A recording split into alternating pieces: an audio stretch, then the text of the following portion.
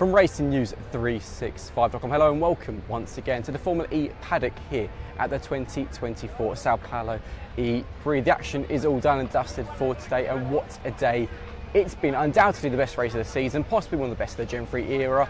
Sam Bird victorious, but we'll get on to that a little bit later on. Currently at the moment we're just walking behind the back of the pits. We can't go onto the pit lane itself. If you watched yesterday's video, you would have seen the interesting nature of the pit lane, how it's half of the teams on one side, half are on the other. Because of that, when they do their ship downs, which is what's happening now, they're taking everything down before it gets shipped off to Tokyo, which is in 2 weeks' time. We can't go on there basically, so we'll have to improvise for the second next Notepad. Anyway, it's been a great day. We've had some racing legends here. Emerson Fittipaldi, Formula One legend, world champion of course. He was waving the checker flag. We had Felipe Massa, who of course on Monday filed his lawsuit against the FIA, Formula One management, and Bernie Ecclestone. I spoke to Massa earlier and he was chilled, to be honest with you. He was actually in really good form. He's fighting for justice, that's his words. You know, he believes in what he's doing, and funny enough, obviously one of the people he is suing, ex-F1 CEO Bernie Ecclestone, was also here today. But anyway, we're not here to talk about politics on Nick's Notepad, we're here to talk about the racing. And it was a day to remember for Sam Bird. The McLaren driver secured his first win since the season 7 New York City E3. It also marked McLaren's first win in Formula E, and of course this is their second season. He pulled off a brilliant last lap overtake on former teammate Mitch Evans, literally just before the penultimate corner, to seal victory. He thanked, actually, really interestingly, the negative media he received over the last few years after the race, and said how that motivated him, which I thought was really interesting. As for his teammate Jake Hughes, he retired later on with a technical problem.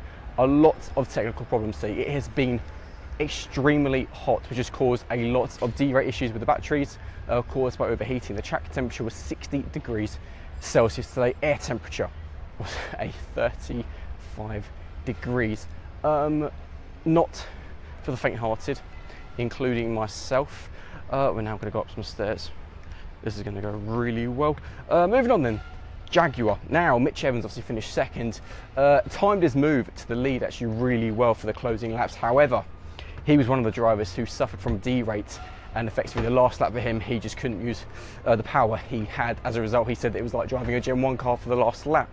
But still, P2 for him was his first podium of the season. As for his teammate Nick Cassidy, who was and still is the championship leader, he crashed out. Actually, he had front wing damage and ultimately ended up going over his own front wing when it fell off. Really nasty shunt. Thankfully he is okay, that's the most important thing. It's going to go really dark all of a sudden, I apologise for that.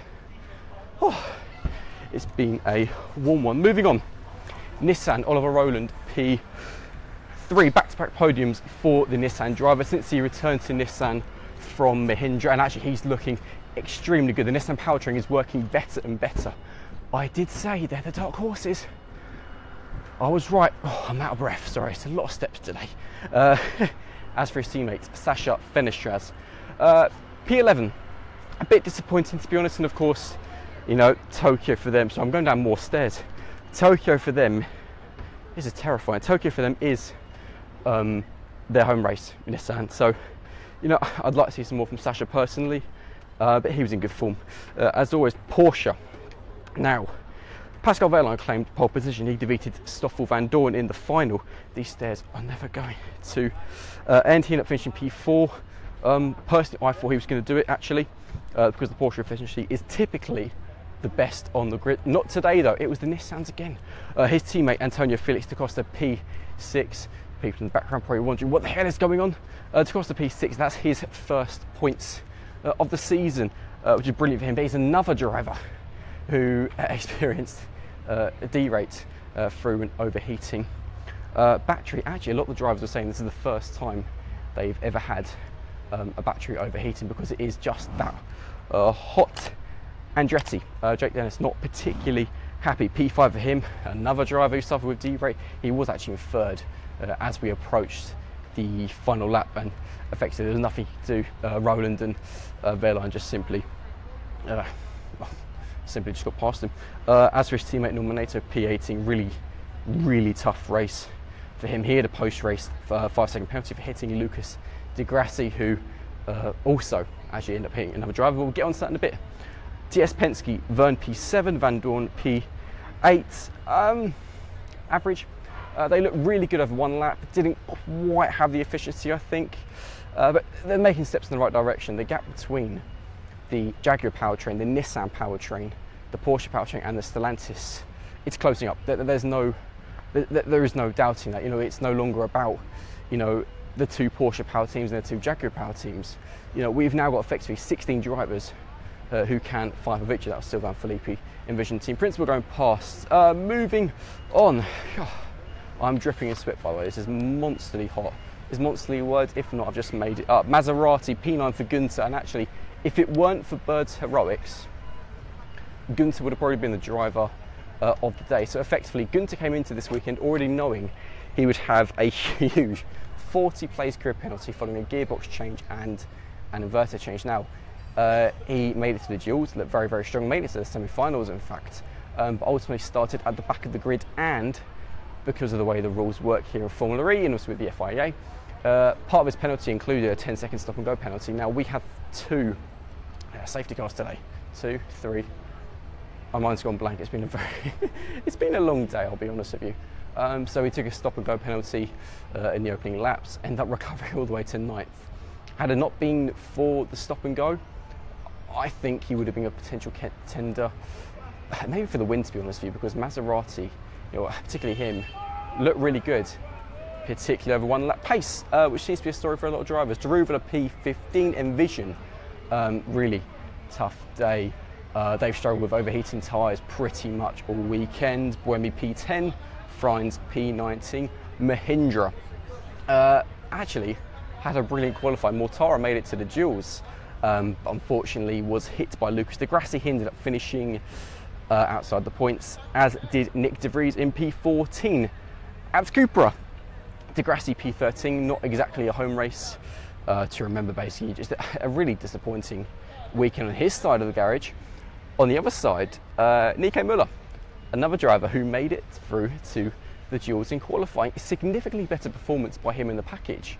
Two Mahindra powered drivers made it to the duels. Unfortunately, he didn't actually take part in the duels. In the group stage, Müller clouted the wall at turn 4, I believe. Effectively, his car it couldn't be used in the duels, so he ended up, basically, John Eric Verne got a bye, not for the first time in the Gen 3 era, but he couldn't hold on for a point. He actually stopped towards the end of the race, then managed to get going again, just on the runoff between turns 1 and turn 3. He then pitted and retired for the race.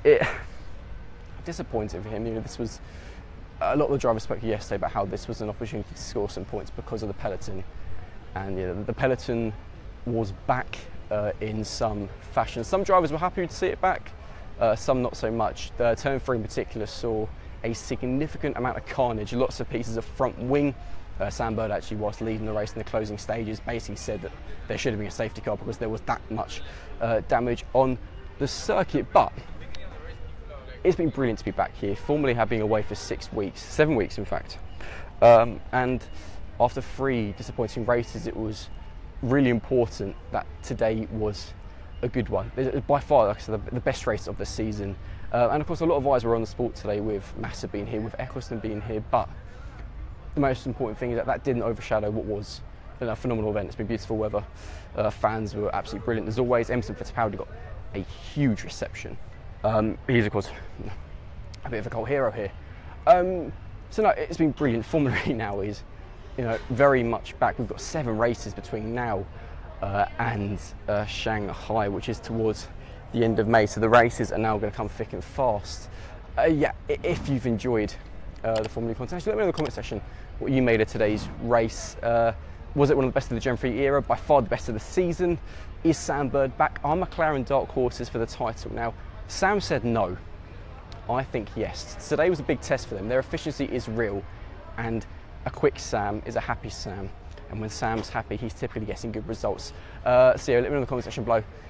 Are McLaren back? But yeah, apart from that, if you've enjoyed RacingNews365.com's coverage of Formula E this weekend, please let me know, let the company know, let it go in the comment section. Like this video, subscribe to the channel, and from myself, this is the end of the second episode of Nick's Notepad.